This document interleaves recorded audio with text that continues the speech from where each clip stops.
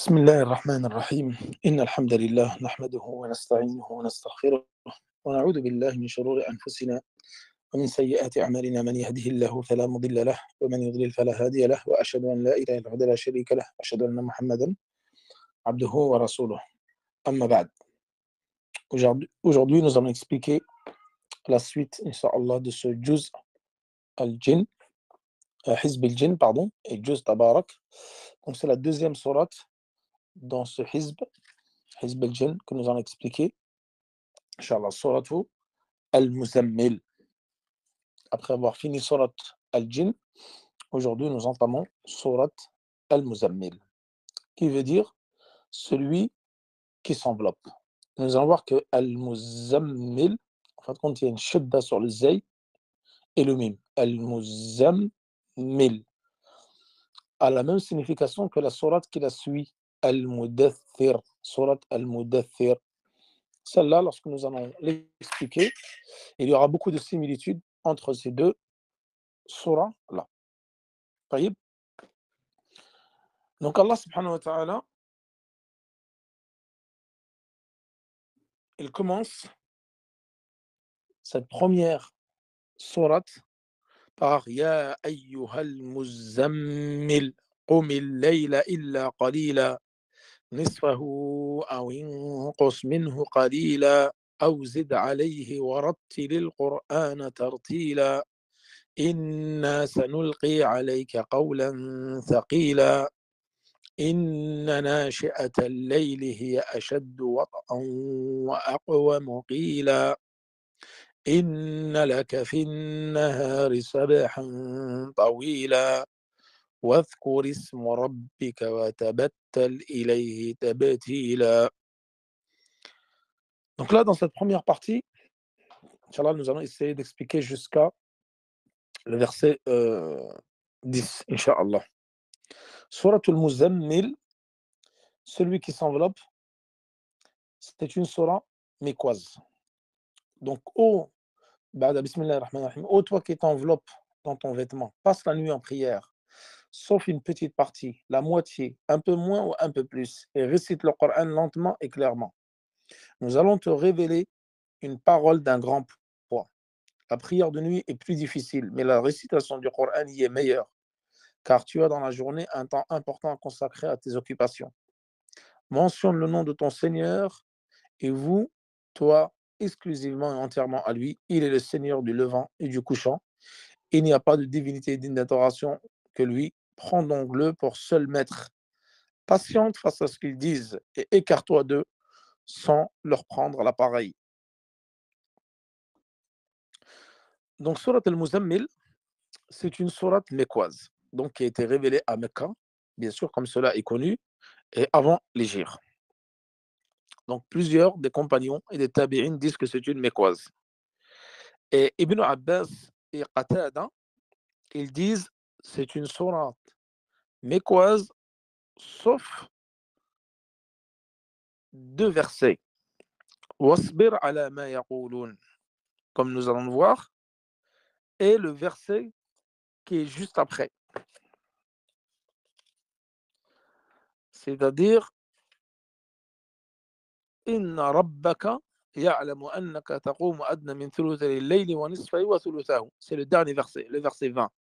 Nous allons voir que le verset 20, il a été révélé à Médine. Certains disent qu'il a été révélé à Médine. Bien sûr qu'il y a une divergence concernant cela. Ibn Abbas et Qatada, ils disent que wasbir ala ma yaqulun inna rabbaka ya'lamu annaka taqumu adna min thuluthay al-layli jusqu'à la dernière ligne, c'est le verset 20, et ils disent que ça a été révélé à Médine. Nous allons voir qu'il y a quand même pas mal de paroles que nous allons citer concernant cela. Et Al-Hassan ou Ikrima ou Ata, par exemple, ils disent que c'est une sourate qui est entièrement mécoise. Donc, cette sourate qui a été révélée à Mecca et qui a été révélée juste après sourate Al-Qalam. Donc, juste après sourate Al-Qalam, que nous avons déjà expliqué. Noun wa Al-Qalami wa ma yasturun. Les savants, ils disent qu'elle a été révélée juste après. Et Al-Muzammil, comme nous allons le voir, elle a été révélée aussi après le Mudaththir. Donc certains disent qu'elle a été révélée après le Qalam, mais en vérité, le Muzammil, elle a été révélée après le Mudaththir.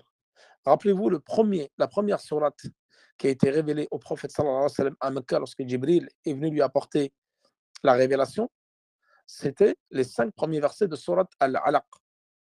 Ensuite, la révélation s'est interrompue quelque temps, et ensuite, c'est sourate Al-Mudaththir qui a été révélée. Sourate Al-Mudaththir. Et ça, nous l'avons vu dans Usul al-Thalatha. Nubbi'a bi-Iqra wa ursila bil-Mudaththir.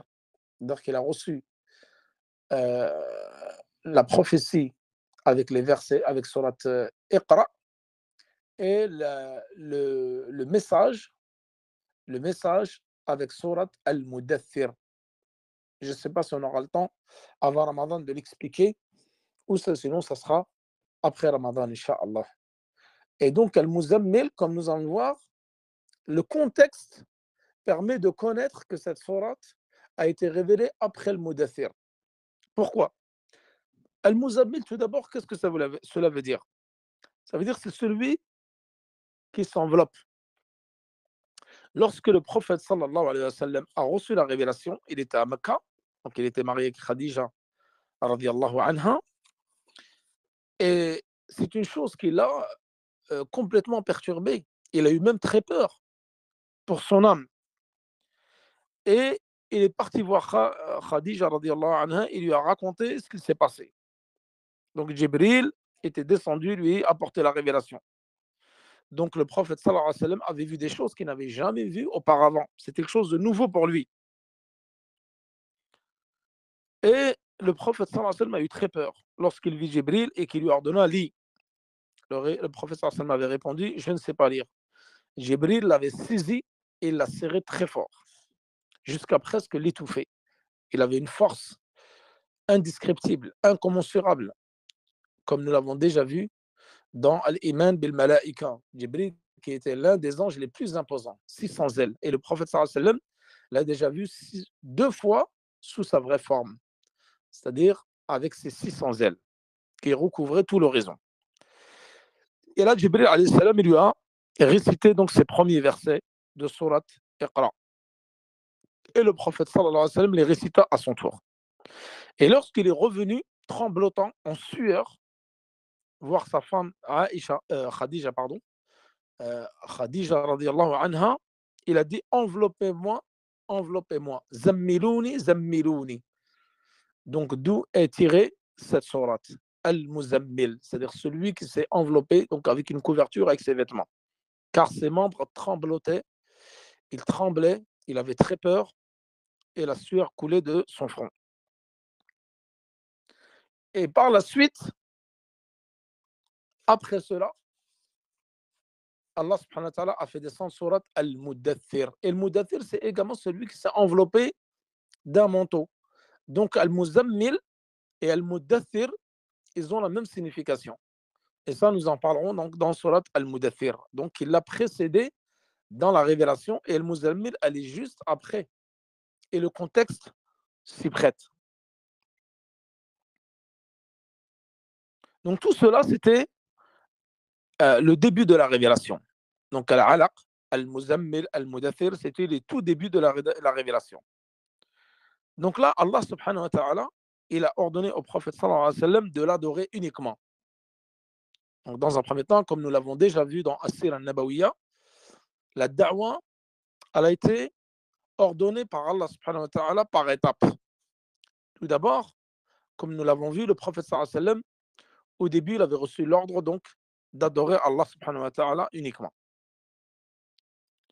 Et ensuite de patienter face aux nuisances que lui causait son peuple, aux moqueries, aux insultes, aux dénigrements, aux privations. Et ensuite, le prophète sallallahu alayhi wa sallam, nous l'avons vu ça dans Maratib al-Da'wa. Il a ordonné au prophète sallallahu alayhi wa sallam d'appeler à l'islam secrètement. Ensuite, publiquement.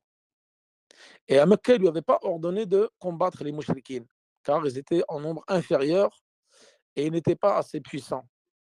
C'est qu'une fois qu'il est rentré à Médine que le djihad a été révélé. l'ordre d'aller combattre les mécréants. Et donc à Mecca, Allah subhanahu wa ta'ala avait ordonné au prophète sallallahu alayhi wa sallam de patienter face aux épreuves. Et suite à cela, donc, il lui a ordonné de déclarer publiquement le message de l'islam. Et là, dans ce verset, comme nous allons le voir, Ya ayyuhal muzammil qumil layla illa qalila. Ô toi qui es enveloppé dans ton vêtement, passe la nuit en prière, sauf une petite partie, la moitié, un peu moins, un peu plus, et récite le Coran lentement et clairement. Donc là, le prophète sallallahu alayhi wa sallam, qui tremblotait, donc il avait de la sueur qui coulait suite à la révélation. Lorsqu'il avait vu Jibril, il est rentré donc tremblotant en demandant à Khadija radiallahu anha de le recouvrir. Suite à cela, Allah subhanahu wa ta'ala, donc il a fait descendre ces versets. Donc là, al-muzammil, al-asl al-kalima, c'est al-mutazammil. Al-mutazammil. C'est-à-dire que le ta, comme ils ont dit les linguistes, ta udrimat fi zay. Ta udrimat fi zay. C'est-à-dire que ta, elle est rentrée dans zay. Elle a été en fusion. Donc on ne dit pas al-mutazammil, certains le disent al-mutazammil, on dit al-muzammil, avec une shidda sur le zay, une shidda sur le deuxième mim. Et comme le mudathir, c'est pareil, comme nous allons voir dans surat al-mudathir, al-mudathir, al-mutadathir. Donc ce verset-là, et cette sourate-là, elle est destinée au prophète sallallahu alayhi wa sallam. Donc là, Allah subhanahu wa ta'ala, comme vous pouvez le constater dans cette sourate, il ne dit pas Ya ayyuhan nabiyyu, Ya ayyuhan rasoul. Dans plusieurs versets dans le Coran, Allah subhanahu wa ta'ala, lorsqu'il s'adresse au prophète sallallahu alayhi wa sallam, il dit Ya ayyuhan nabiyyu, Ya ayyuhan rasoul, ô le prophète, ô le messager. Ici, il dit Ya ayyuhal muzammil, Ya ayyuhal mudaththir. Il ne l'a pas interpellé par la prophétie ni par le message. Et les exégètes, ils disent qu'il y a cela une raison et il y a une faïda. La raison, c'est qu'à ce moment-là, le prophète sallallahu alayhi wa sallam n'avait pas reçu encore la prophétie, le message. Donc c'est pour ça qu'il l'a appelé Ya ayyuhal muzammil, celui qui s'est enveloppé dans ses vêtements. Et les savants, ils disent également Min bab al-mulatafa. Min bab al-mulatafa. C'est-à-dire lorsque tu désignes quelqu'un et tu lui donnes un surnom, mais qui est bien en fin de compte. Comme l'épisode qu'a eu Ali ibn Abi Talib lorsqu'il s'est fâché avec son épouse Fatima radiallahu anha, la fille du prophète sallallahu alayhi wa sallam, et il est parti se réfugier à la mosquée, Ali ibn Abi Talib. Et il s'est endormi. Et le prophète sallallahu alayhi wa sallam, il l'a réveillé, il est venu le réveiller. Et lorsqu'il s'est réveillé, il avait plein de terre sur son front, Ali ibn Abi Talib. Il l'a appelé Qum ya Aba Turab. Qum ya Aba Turab. Lève-toi c'est une kunya, Abba, c'est-à-dire le père de la terre, parce qu'il avait la terre sur son front. Et en fin de compte, c'était une désignation qui est bien, parce que ça permet à talattouf, c'est-à-dire de la douceur envers cette personne-là. Et Ali ibn Abi Talib, il disait par la suite, c'est la meilleure kunya que j'ai pu accéder. C'était une kunya que mon cœur était apaisé par cette kunya-là. Et là, Allah dit Ya ayyuhal muzammil, min bab at-talattouf. قم الليل قم الليل إلا قليلا. Donc ici, l'ordre, subhanallah, qu'Allah subhanahu wa ta'ala a donné au prophète sallallahu alayhi wa sallam, il lui a donné l'ordre d'accomplir la meilleure des adorations que tu puisses faire. C'est quoi? C'est la salat. Pour montrer l'importance de la prière, donc qui est le deuxième pilier après la double attestation. Et comme nous l'avons déjà vu dans Shurut al-Salat, dans Usul al-Thalatha, dans de nombreux livres, c'est le pilier le plus important. Comme قال الحافظ Ibn Kathir, هي عماد الدين. La prière, c'est le pilier de l'islam. Et c'est la chose la plus importante après la double attestation. Et c'est la première des choses sur laquelle tu vas être questionné le jour de la résurrection. Donc là, Qumil Layla, les savants, ils disent ici ce khitab-là, Qumil Layla illa qalila, c'est-à-dire accomplir la prière la moitié de la nuit. Donc cet ordre-là, lorsqu'il a été donné au prophète sallallahu alayhi wa sallam, certains, ils disent, il y a plusieurs avis. Certains, ils disent cela concernait uniquement les prophètes. Donc il y en avait qui disent, Qumil Layla, c'était uniquement le prophète sallallahu alayhi wa sallam. D'autres, ils disent non.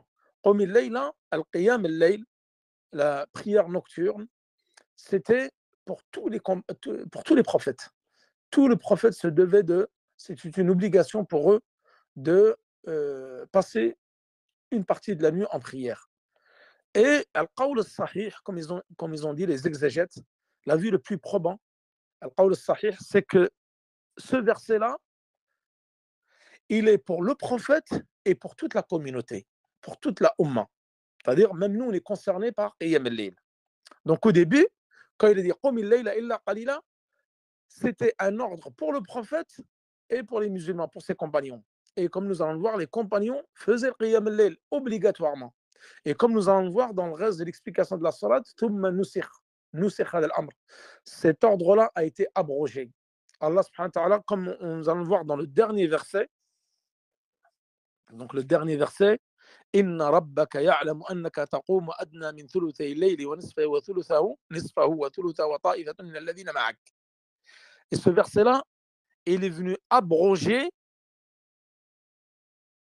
l'ordre de faire Qiyam al-Layl. Allah subhanahu wa ta'ala nous a allégé cela. Et c'est devenu juste une sunna recommandée et non plus une obligation. Bon, au départ, c'était une obligation. Donc là, comme il a dit Ibn Abbas et d'autres, entre le début de ce verset qui a été révélé et la fin de la sourate, c'est-à-dire le dernier verset, Inna rabbaka ya'lamu annaka taqumu. Ton Seigneur sait que tu veilles en prière parfois moins de 2/3, jusqu'à la fin du verset. C'est-à-dire le verset 20. Il s'est écoulé un an. C'est-à-dire ce verset il a été révélé à Mecca et la fin de la sourate, parce qu'elle n'a pas été révélée d'une traite. Le dernier verset, là, le verset 20, il était révélé un an plus tard. Donc ce verset-là, il est venu abroger l'obligation de faire Qiyam al-Layl pour le prophète et pour les compagnons, l'ensemble des musulmans.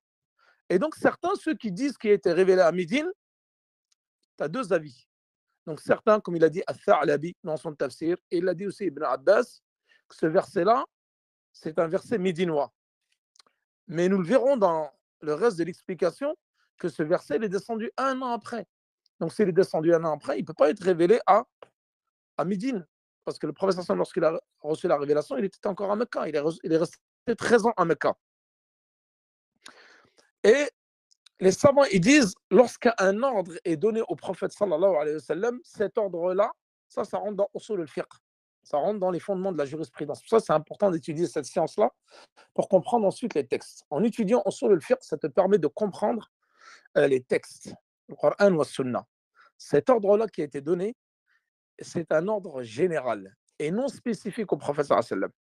Parce que les savants, ils disent que lorsqu'il y a un ordre qui est spécifique au prophète sallallahu alayhi wa sallam, une adoration qui est obligatoire uniquement pour lui, yahtaj ila qarina. Yahtaj ila qarina, c'est-à-dire qu'il faut qu'il y ait une parole dans le verset ou d'autres preuves qui viennent spécifier que cet ordre-là, il est uniquement pour le prophète sallallahu alayhi wa sallam. Ici, ce n'est pas le cas. Ils disent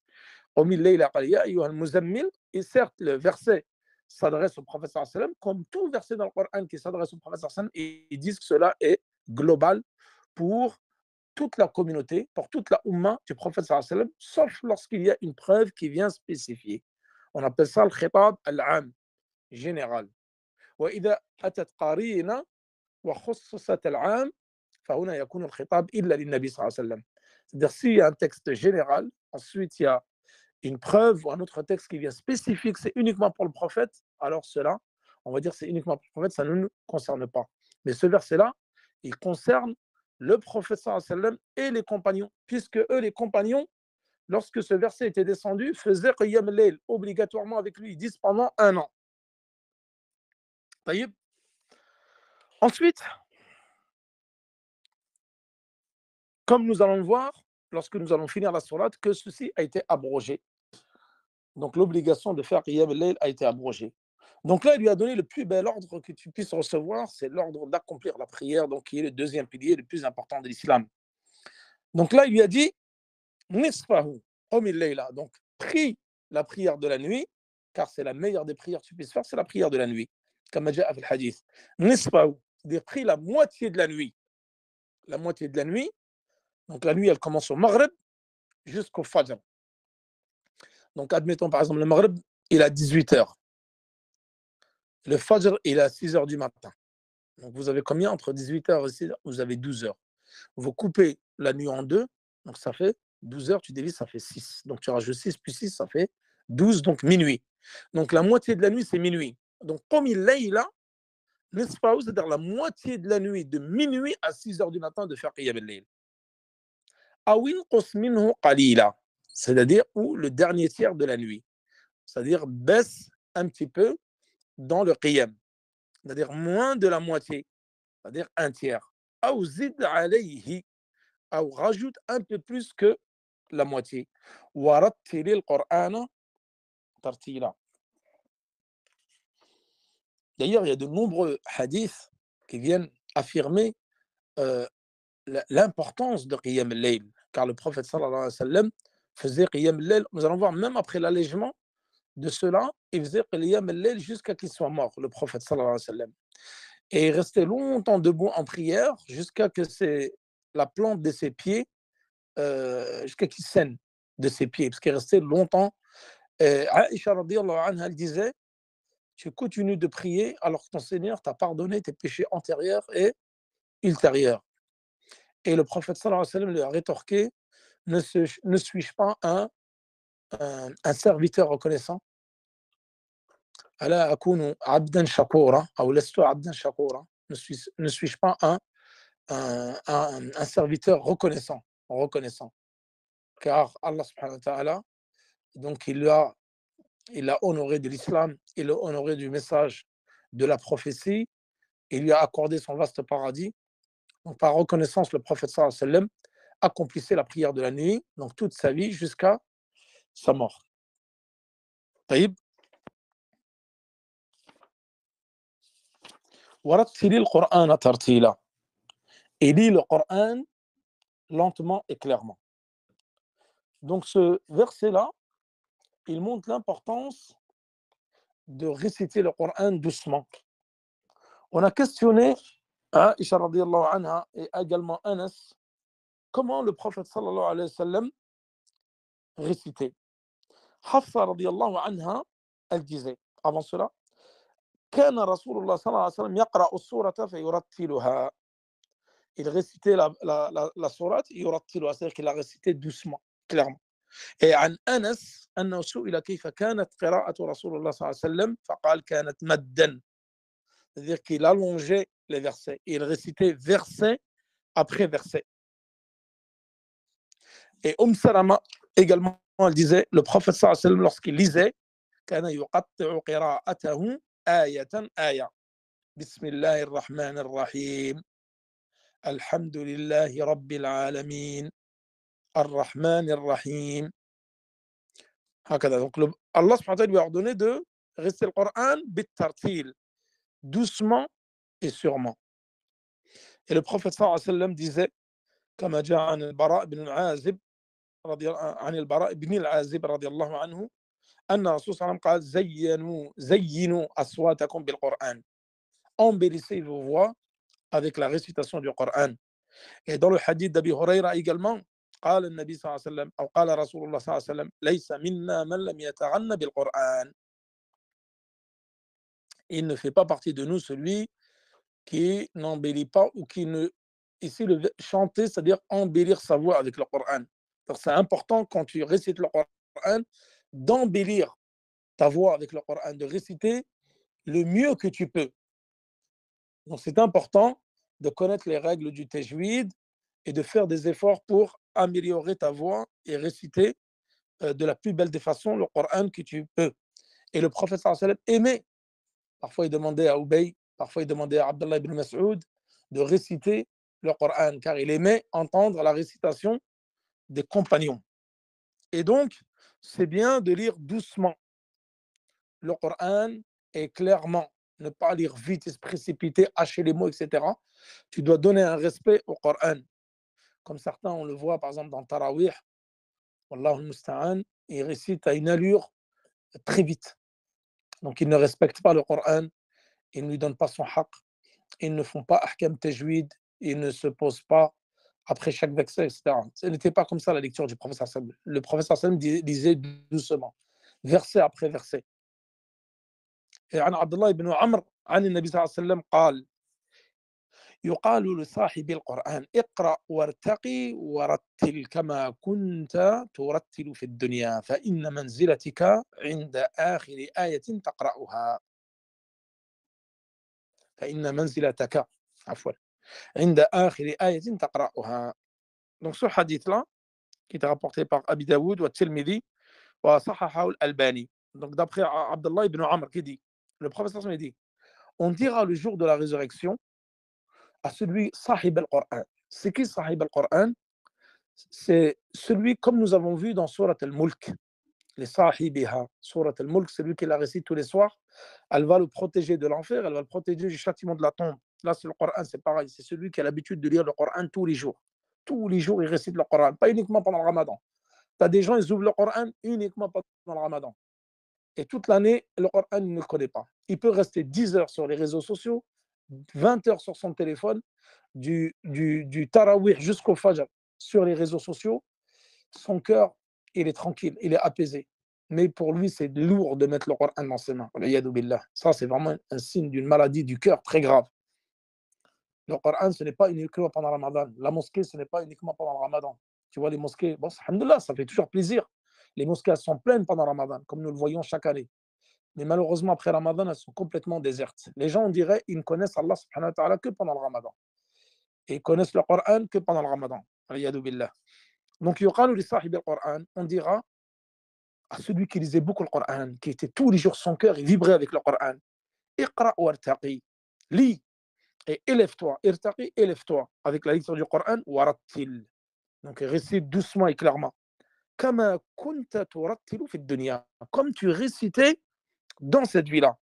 Fa inna manzilataka, ta place au paradis, elle sera au niveau du dernier verset que tu as récité, car il y a 100 degrés dans le paradis. Donc plus tu auras lu, plus ta place va être élevée donc au paradis. Et il y a beaucoup de versets, donc je ne pourrais pas tous les faire, bien sûr.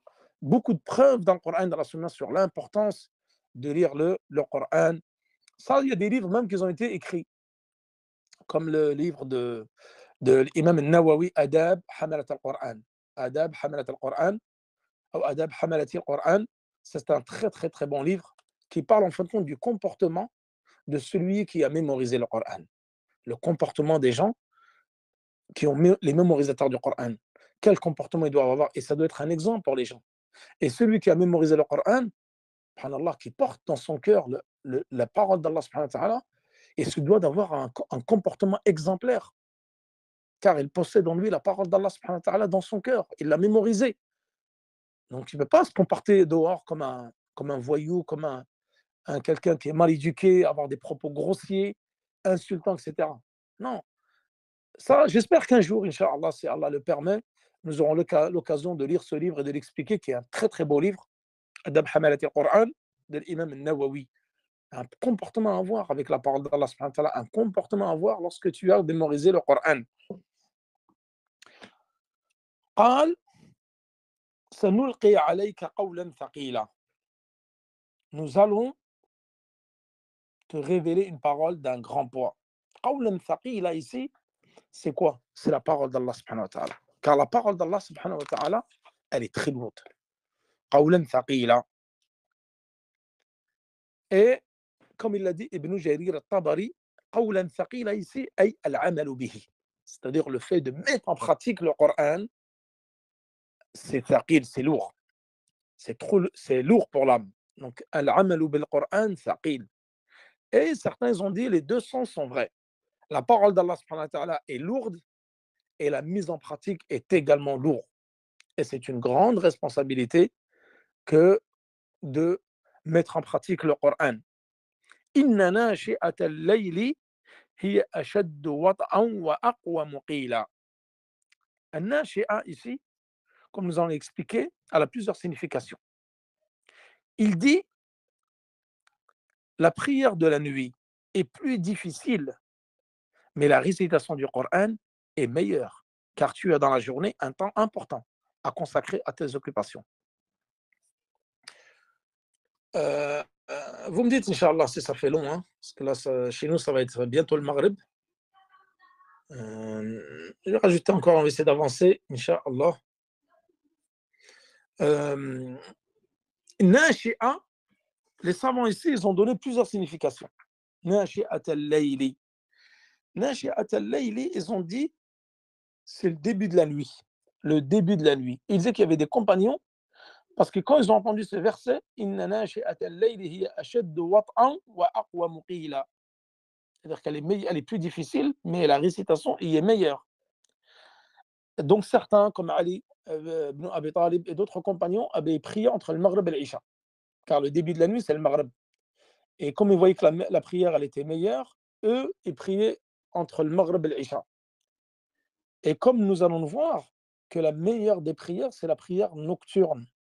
Et la prière nocturne, elle est meilleure dans le dernier tiers de la nuit. Et nous allons voir pourquoi, la raison. Et ça, nous l'avons déjà vu dans Aqidat al-Sunnah wal-Jama'a. Car Allah subhanahu wa ta'ala, il descend dans le dernier tiers de la nuit. Donc, al-Nashi'a, ils ont dit, c'est le temps, le début de la nuit. Et certains, ils ont dit, huwa al-laylu kulluhu. Huwa al-laylu kulluhu. C'est-à-dire, c'est toute la nuit. Al-Nashi'a, certains, ils ont dit, c'est le début de la nuit. D'autres, ils ont dit, d'autres exégètes, ils ont dit, c'est toute la nuit. Nashi'at al-layl, c'est toute la nuit. Aïcha, radiyallahu anha, elle a dit, c'est al-qiyam bil-layl ba'da al-nawm. C'est-à-dire, al-Nashi'a, c'est le fait d'accomplir la prière de la nuit, dans le dernier tiers de la nuit, après que tu aies dormi. Après que tu te lèves pour faire Qiyam al-Layl, on appelle ça Nashi'at al-Layl. Et dans ce Sahih, donc qui est un dictionnaire, ils disent Nashi'at al-Layli ay awwalu sa'atihi. Donc Nashi'at al-Layl, c'est le début de la nuit. Donc vous avez plusieurs significations concernant Nashi'at al-Layli. Hiya ashaddu wat'an wa aqwa muqila. Et nous avons vu que Allah subhanahu wa ta'ala, il va descendre dans le dernier tiers de la nuit. Et ça, nous l'avons déjà vu dans l'Aqidah, Aqidah al-Sunnah wal-Jama'a. Et Allah subhanahu wa ta'ala, il va descendre dans le dernier ciel, au niveau de le ciel, Sama Dunya, et il va descendre lorsqu'il va rester le dernier tiers de la nuit. Et là, il va dire, celui qui me questionne, je lui donnerai.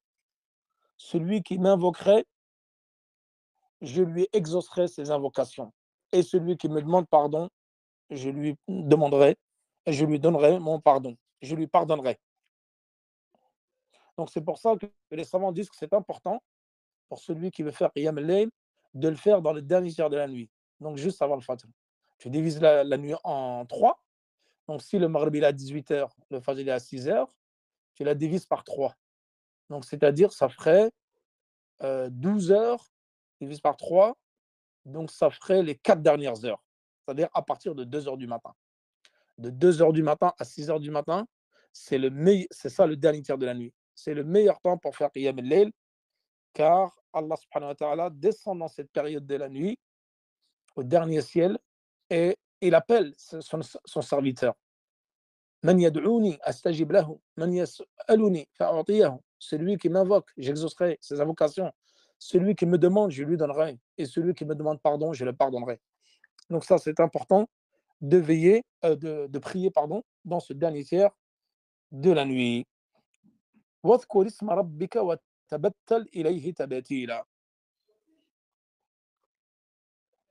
واذكر اسم ربك, c'est-à-dire mentionne le nom de ton Seigneur dans ta lecture, dans tes invocations, dans tes évocations, dans ta lecture du Coran, dans ta prière. Mentionne le nom de ton Seigneur et voue-lui ou voue-toi exclusivement et entièrement à lui. Il est le Seigneur du levant et du couchant. Il n'y a pas de divinité digne d'adoration en dehors de lui. Prends-le donc pour seul maître. Donc là, Allah subhanahu wa ta'ala lui dit وَاذْكُرِ اسْمَ رَبِّكَ وَتَبَتَّلْ إِلَيْهِ تَبْتِيلًا. At-tabattul, comme on dit les savants, c'est le fait de s'isoler. At-tabattul, c'est le fait de s'isoler et de consacrer l'adoration uniquement pour Allah subhanahu wa ta'ala. Et vous avez par exemple le fait de s'isoler. Nous avons at-tabattul également dans le mariage, c'est le fait de ne pas se marier, comme les moines. Les moines dans la religion chrétienne qui ont fait vœu de chasteté. Al-Batla, c'est celle qui a décidé de ne pas se marier. Donc, ils ont fait vœu de chasteté et ne se marient pas. Donc, eux, ils ont fait tabattul. Donc, tabattul, c'est dans l'adoration. Ça peut être également dans le mariage, le fait de s'abstenir des femmes. Et c'est aussi le fait de s'isoler dans l'adoration. Wa tabattal ilayhi tabtila. C'est-à-dire, isole-toi avec Allah subhanahu wa ta'ala en t'isolant des gens. En t'isolant des gens et de consacrer l'adoration uniquement à lui et de lui vouer un culte exclusif et une adoration exclusive. Le Seigneur du levant et du couchant, il n'y a pas de divinité d'adoration en dehors de lui. Et prends-le comme seul maître, comme seul garant. Wasbir ala ma yaqulun wahjurhum hajran jamila. Là, Allah subhanahu wa ta'ala, il lui dit de patienter, car les Qurayshites l'avaient traité de fou, l'avaient traité de menteur, de devin, alors que qu'avant la révélation, il a évoqué, il disait le digne de confiance. Donc il disait le digne de confiance. Mais lorsqu'il a reçu la révélation, c'était un menteur, c'était un fou, c'était un possédé, et tous les attributs. Barakallahu fik, on n'a pas évoqué le verset 7. Jazakumullahu khairan. Inna laka fin nahari sabhan tawila. Tu as dans la journée un temps important à consacrer à tes adorations. Jazakallahu khair. Oui, j'avais oublié de passer sur le verset 7. C'est-à-dire que la nuit, en fin de compte, la nuit consacre une part de la nuit à l'adoration d'Allah subhanahu wa ta'ala, à la prière. Car la journée, tu as beaucoup d'occupations. Il y en a, ils ont dit Sabhan tawila, inna laka fin nahari sabhan tawila, ay nawman. Certains ont dit nawman. Ibn Abbas, il dit Sabhan tawila, ay faraghan tawila. Dans la journée, c'est-à-dire la nuit, consacre-la en prière, car tu as dans la journée un faragh, c'est-à-dire un temps de libre qui est très long. Les naumika wa rahatika. Faj'al nashi'ata al-layli li'ibadatika. Comme il a dit Ibn Abbas, Allah subhanahu wa ta'ala, il a dit de passer une bonne partie de la nuit en prière, car cela est meilleur pour la récitation du Coran, comme nous l'avons vu. Et car Allah subhanahu wa ta'ala descend dans le dernier ciel, le dernier tiers de la nuit, pour exaucer nos invocations, nos demandes et pour nous pardonner. Et la journée, c'est-à-dire tu as beaucoup de temps. C'est vrai, la journée elle est longue. La journée elle est très très longue. Donc, en fin de compte, ça dépend. Ça dépend des saisons, ou des endroits, etc. Mais généralement, la journée, elle est très longue, surtout en été. Elle est beaucoup plus longue que l'été. Par exemple, vous avez le Fajr à 4 heures du matin et vous avez le Isha à minuit. Surtout les journées à partir de maintenant, à partir du printemps, jusqu'au début de l'automne, les journées sont très très longues. Donc, tu as le temps de faire beaucoup de choses la journée. Tu as le temps de te reposer. Tu as le temps de travailler, de vaquer à tes occupations. يعني فراغا طويلا لنومك وراحتك, comme il a dit Ibn Abbas. Donc, tu as le temps pour vaquer à tes occupations et pour dormir et pour te reposer. Ensuite, واذكر اسم ربك وتبتل إليه تبتيلا. Donc, invoque Allah subhanahu wa ta'ala et rappelle-toi le nom de ton Seigneur et consacre-toi totalement à lui. C'est-à-dire, tu coupes tout lien qu'il y a entre toi et les créatures pour donner un temps exclusif à Allah subhanahu wa ta'ala, pour te consacrer exclusivement à lui. Le Seigneur du levant et du couchant. Donc, Rabbi al-Mashriqi wal-Maghribi, Rabbu al-Mashriqi wal-Maghribi, la ilaha illa hu, fattakhidhu wakila. vers celui qui est digne d'être adoré. Il n'y a pas de divinité digne d'être adorée en dehors de lui, Allah subhanahu wa ta'ala, et prends-le donc comme protecteur, comme garant, comme maître absolu. Et endure ce qu'ils disent. Qui ça?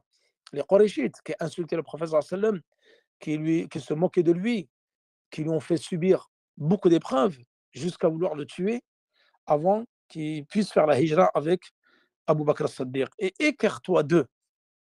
Ici, wahjurhum hajran jamila. Al-hajr ici, c'est le fait de délaisser quelqu'un. Le fait de délaisser, il a dit délaisse-les, écarte-toi d'eux de façon convenable. Jamila, pas de nous leur rendre par la même. Ils t'insultent, tu les insultes. Ils te frappent, tu les frappes.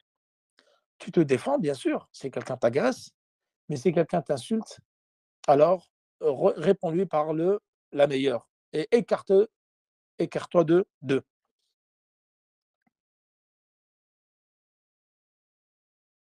Voilà, je pense que nous allons arrêter ici, Inch'Allah.